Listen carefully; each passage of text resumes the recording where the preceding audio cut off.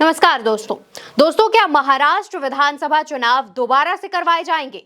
क्योंकि विपक्ष के नेता ईवीएम और वीवीपैट के मिलान की बात कह रहे हैं। लगातार इस मुद्दे को उठाया जा रहा है। अगर ईवीएम और वीवीपैट का मिलान होता है, चीजें सही साबित नहीं होती है, तो क्या ये नौबत आएगी जहां महाराष्ट्र विधानसभा चुनाव दोबारा करवाए जाएंगे? जी हां, महाराष्ट्र में विधानसभा चुनाव हुए तब तक महाविकास अघाड़ी की सरकार बनने का दावा किया जा रहा था। हालांकि कई एग्जिट पोल्स ने भी यह दावा किया था। कई एग्जिट पोल्स में महाविकास अघाड़ी महायुति के बीच कांटे की टक्कर देखी गई थी।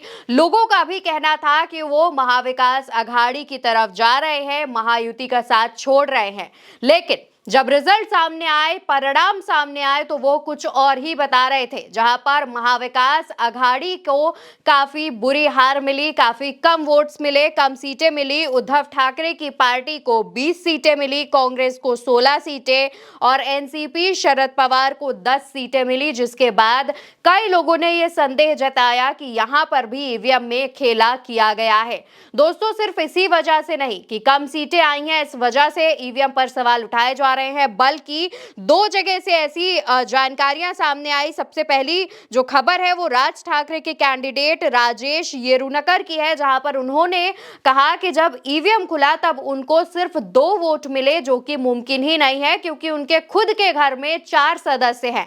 क्या उनके खुद के घर वाले उन्हें वोट नहीं देंगे? ऐसा कह के राज ठाकरे के जो उम्मीदवार हैं उन्होंने सवाल उठाया। इसके बाद महाराष्ट्र के धुले सीट के अवदान गांव का भी एक मामला सामने आया, जिसमें कांग्रेस प्रत्याशी कुणाल बाबा को एक भी वोट नहीं मिला, जबकि गांव वालों का कहना था कि 70% लोगों ने कांग्रेस प्रत्याशी को ही वोट दिया है। तो ऐसा कैसे हो सकता है कि 70% गांव वालों ने कांग्रेस प्रत्याशी को वोट दिया, जब ईवीएम खुली तब उसको एक भी वोट नहीं मिला? यहां पर साफ तौर पर ईवीएम में हेराफेरी की बात जो है वो खुलकर नजर आ रही है। दोस्तों, सिर्फ इतना ही नहीं, जब हरियाणा में भी चुनाव हुए थे उसके बाद भी जो नतीजे सामने आए, कई लोगों ने ईवीएम पर सवाल उठाए थे, क्योंकि हरियाणा में भी कई ऐसे मुद्दे थे जिसमें बीजेपी बैकफुट पर थी। लेकिन रिजल्ट सामने आए तो कुछ और ही था।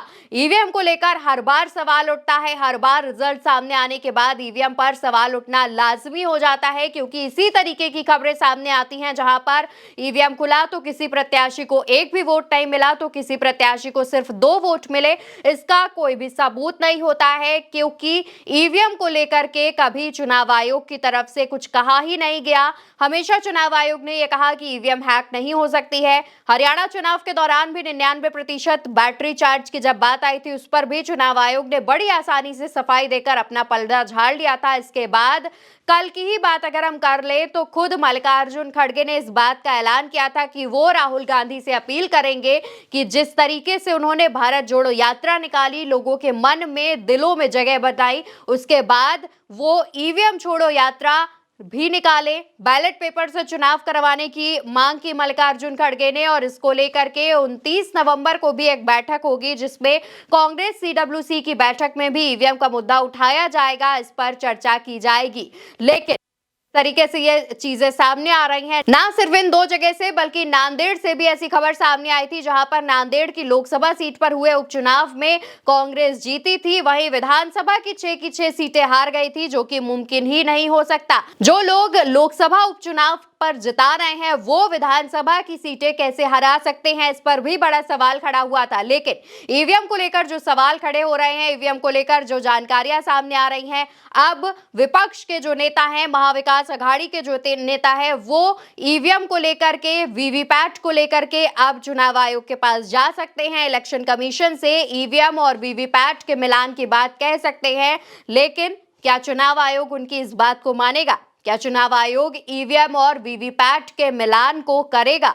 क्योंकि अगर ऐसा होता है तो दूध का दूध और पानी का पानी हो जाएगा, लेकिन उसके लिए चुनाव आयोग की सहमति जरूरी है। फिलहाल इस खबर पर जो भी राय हो वो कमेंट बॉक्स में जरूर बताइएगा। वीडियो अच्छा लगा हो तो लाइक शेयर करना ना भूले। मेरा नाम अवंतिका अवस्थी है और आप ये वीडियो यूसी पर देख रहे थे।